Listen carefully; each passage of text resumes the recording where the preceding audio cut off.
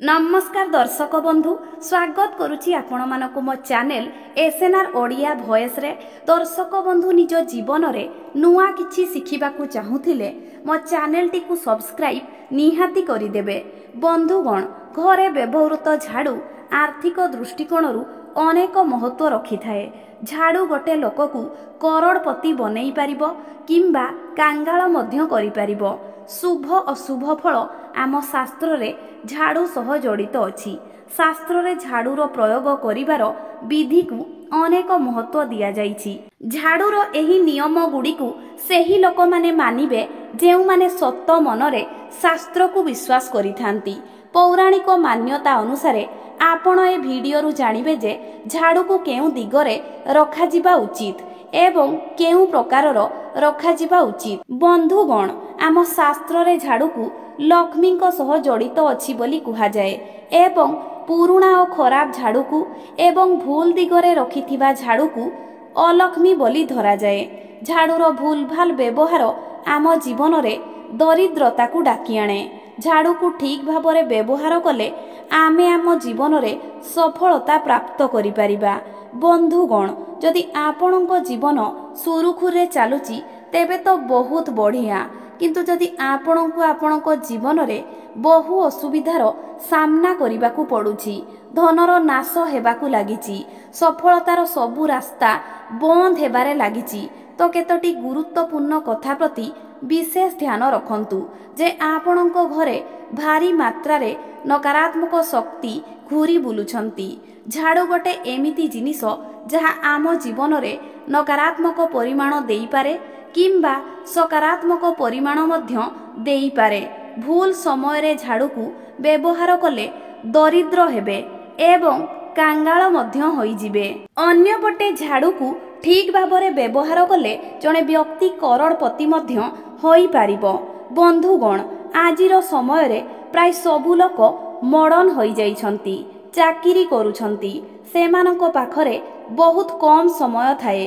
कुहा जाय कि सकाळु सकाळु आपण झाड़ू लगाइबा उचित, किंतु जदि आपणक पई एहा करिबा संभव नुहे, संध्या समय रे घर अपरिष्कार रखिबाकू आपण चाहुनाहांती, तेबे सकाळु जल्दी उठी झाड़ू लगाई दियंतु एवं जदि संध्यारे झाड़ू लगाउछंती तो अलिया को बाहरे फिंगंतु नाही। एबे चलंतु जानिबा केउ पक्षरे एवं केउ दिन झाड़ू किनिबा उचित एवं केउ दिन पुरुणा झाड़ू को बाहरे फिंगिबा उचित एवं केउ दिन नुआ झाड़ू को व्यवहार करिबा उचित। शनिवार हेउची झाड़ू किनिबा पई सबुठारु शुभ दिन। सोमवार, बुधवार, गुरुवार एवं शुक्रवार दिन गुड़िकरे झाड़ू किनिबा उचित नुहे। रविवार, मंगलवार एवं शनिवार दिन झाड़ू किनिबा उचित। एही दिन गुड़िकरे झाड़ू किनिले झाड़ू विशेष फल प्रदान करिथाए। एहा व्यतीत धनतेरस रे मध्य झाड़ू किनिबा अत्यंत शुभ होइथाए एवं नुआ झाड़ू को शनिवार दिन व्यवहार करिबा उचित। एहा अत्यंत शुभ बोली माना जाए। एमिति गले धन संपत्ति आसीबार मार्ग फिटी जाए। एबे चलंतु जानिबा केउ कोणरे झाड़ू रखिबा उचित एवं केउ कोणरे रखिबा उचित नुहे। भूल रे भी ईशान्य कोणरे झाड़ू रखंतु नाही। पूर्व और उत्तर दिगर मझी को ईशान्य कोण कुहा जाए, कारण ईशान्य कोण पूजा घर पई उचित स्थान अटे। एहा छड़ा पूजा घरे झाड़ू रखंतु नाही। पूजा घरे झाड़ू रखिले नकारात्मक शक्ति बढ़िबाकू लागे, देवता आगमन रे बाधा उत्पन्न हुए एवं दुर्भाग्य दूर हुए नाही। सेइथिपाई भूल रे भी पूजा घरे एवं ईशान्य कोणरे झाड़ू रखिबे नाही। एबे प्रश्न आसुची कि झाड़ू को केउ दिगरे रखिबा उचित, झाड़ू को केउ दिगरे रखिले शुभ फल मिली थाए। बंधुगण, झाड़ू को सर्वदा दक्षिण पश्चिमर मझी कोणरे रखिबा उचित। एही कोणरे झाड़ू रखिले माँ लक्ष्मी साक्षात रूपरे आपणक घरे निवास करिथांती एवं एही कोणरे झाड़ू रखिले घरर मुखियांकर उन्नति होइथाए। एबे चालंतु जानिबा घरे केउ समय रे झाड़ू लगाइबा उचित। घरे झाड़ू पोछा करिबार उचित समय हेउची सकाळ 6 टारू 8टा मध्यरे ଏହି ସମୟରେ ଝାଡ଼ୁ ଲଗାଇଲେ ଘର ପରିଷ୍କାର କଲେ ଘରୁ ନକାରାତ୍ମକ ଶକ୍ତି ଦୂରେଇ ଯାଏ ଓ ଘରେ ସକାରାତ୍ମକ ଉର୍ଜାର ସଞ୍ଚାର ହୁଏ। ଘରକୁ ପରିଷ୍କାର ରଖିଲେ ମା ଲକ୍ଷ୍ମୀ ସେ ଘରେ ନିଜର ନିବାସ ସ୍ଥାନ ବନାଇଥାନ୍ତି।